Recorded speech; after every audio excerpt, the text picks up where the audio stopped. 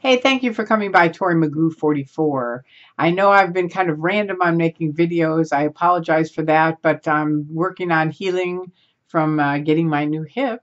So I'm doing very well on that and some other things that I'm working on, writing and different things. But I wanted to mention something today. I am absolutely kind of in a state of shock, and I shouldn't be, but I am. First of all, I greatly appreciate Leah, Scientology, and the Aftermath with she and Mike Binder. I mean, they are exposing some amazing things. Last couple nights ago, they had Paul Haggis, who I love, and I've known for a very long time. I knew him when I was in the cult. And also another wonderful person that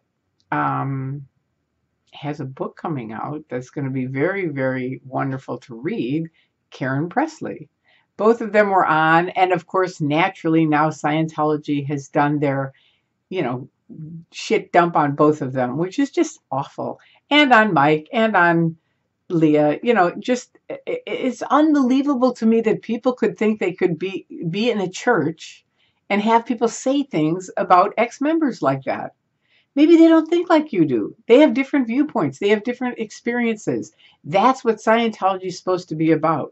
Free speech, freedom, blah, blah, blah. But boy, you go against their grain and look out. And today, I can't tell you, for me personally, I mean, this hit home in just an awful way. I don't even know if I can tell it and not cry, because it was that shocking to me, just shocking. I know I've told you guys about me and epilepsy and fighting the Church of Scientology for 30 years. It was an awful thing. And I've said, it's very hard for me. I've said that I was treated sort of like a leper when I was in there. And people go, yeah, they don't really get it. They don't. They weren't there. But, having a grand mal seizure, coming out of it, having people say, you're responsible for your own condition, Tori. It's your intentions, it's your postulates, it's your this, it's your that.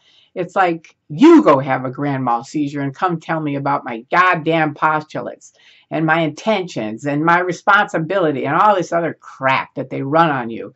I'm pissed off. I really am. I mean, this friend called me today and she told me that people were saying this about me when I was in the Church of Scientology. They were talking behind my back. And I knew it because, and I've told you guys this, I've said, I felt like a leper, but it's different to feel like a leper and know that, there's kind of like this ongoing shit about you because people could see my grand mal seizures when I had them. And I only had them for a short time because thank God, thank you, Mother, my mom got me back on my medication. And I have not had a seizure for 30 years.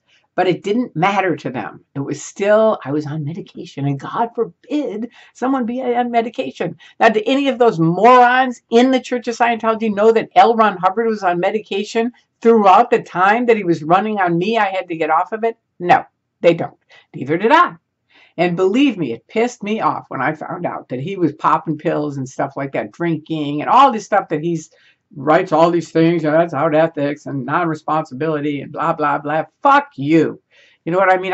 It pissed me off. So now my friend calls me today and says, oh, yeah, there was an ongoing thing about you, Tori. And I said, there was an ongoing thing? I mean, because this is a friend of mine. This was my, inner circle of friends, I thought.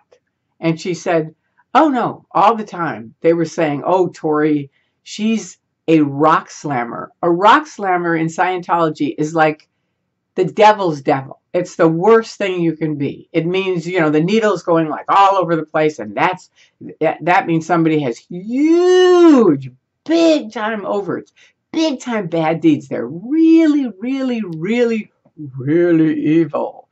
And they're suppressive.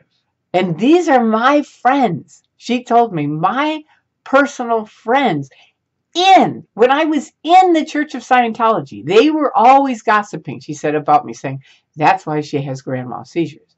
She's really a rock slammer, which is a label they can put on someone, and God forbid if you're a rock slammer, because then you're really, really, really, really, really an evil person. And then not only are you a rock slammer, but you're a suppressive person. That proves you're a suppressive person, because suppressive person's rock slam. And that's why you have these seizures. I don't know how to say it to you. I mean, it's like hearing it, knowing it is one thing, feeling it is one thing, but having someone confirm it that this is true within my own personal, I used to say all the time, I say I have 5 people, 5, count them, 1, 2, 3, 4, 5, 5 people that I could say the word epilepsy to within the Church of Scientology and not feel completely slimed. Like I was just like, ooh, what's wrong with you? That's how I felt all the time. It was awful. And that's why I love the critics. Because when I got out, Bob Minton said, these people don't know your story. Here's a laptop. Start telling your story. And I thought, okay, what should I tell them? I mean, I had so many different stories. I've made over 800 videos. I have a lot of stories to tell. But I thought, what's the worst thing that ever happened to me? And I put Magoo's worst nightmare. And for you guys that were in back then in 2000, it was about my situation and epilepsy and how I was treated within that organization. And sure enough, Bill Yachty and his little buddies came pounding on there on ARS, which was Alt Religion Scientology, the one news group back then, and just started sliming away at me. Magoo, do you think if we had a ship and we could take 21 people, we would take someone with your awful body condition? Do you think we would take them with you? And I'm telling you, I just sat back in Stacy's bed in her guest bedroom and I thought, because I wanted to hear what the real people of the world had to say about this.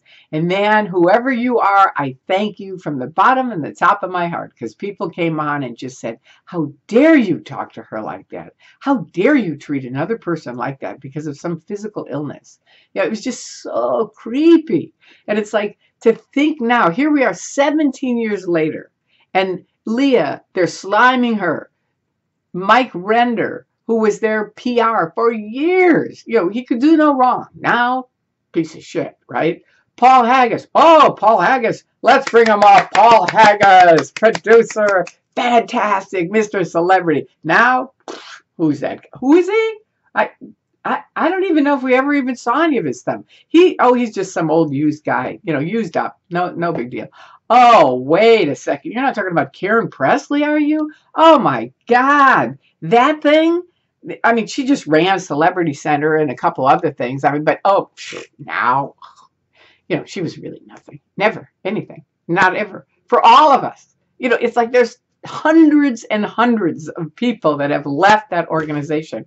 And we are all demoted to these like little, and most of us are like, I mean, it's funny. For most people, it's funny. What the church says is funny because it's just so stupid. It's like, thank you for proving, David Miscavige, that you do fair game. Because every time you put up one of those websites, that's proof. Thank you. It's fantastic. We don't have to like convince people or talk to them or show them a piece of paper or anything else. We can just say, go on the website, look at what they said about so-and-so or so-and-so or so-and-so or so-and-so. And people on their own go, Jesus Christ, these people are nuts. And that's the product you're getting. And I thank you for that. But this thing of my own personal friends, if you're listening to this, Penny, and you knew about this, and you were sliming me behind my back, that is disgusting. That is hypocrisy to a different level of pain and torture that I can't even believe. I hate you people. I am so happy you're in the Truman Show. Stay there. And for Harold Bazazian, you're one of the 5 that I could talk to. Please take your life back and live somewhere else. You are never going to find happiness there. Never. Not ever. I know you guys all think, oh, we're so happy, we're doing so well, we're so successful. If you were so successful, you could come talk to me. Not one of you can come talk to me. Not one. Not one. Bill Yachty, if you're so Mr. Success, if you're so Mr. Auditor, then get your ass over here and talk to me. That's it. If you can't, you proved you're not successful, you can't communicate, you're in a trap, you're mind controlled. Period. And that's all I have to say. I just wanted to tell you guys that are watching this, I love you. I love the people that are out, the never-ends, the critics, the ex-Scientologists, the former members, anonymous, all of you. I love you, and I thank you.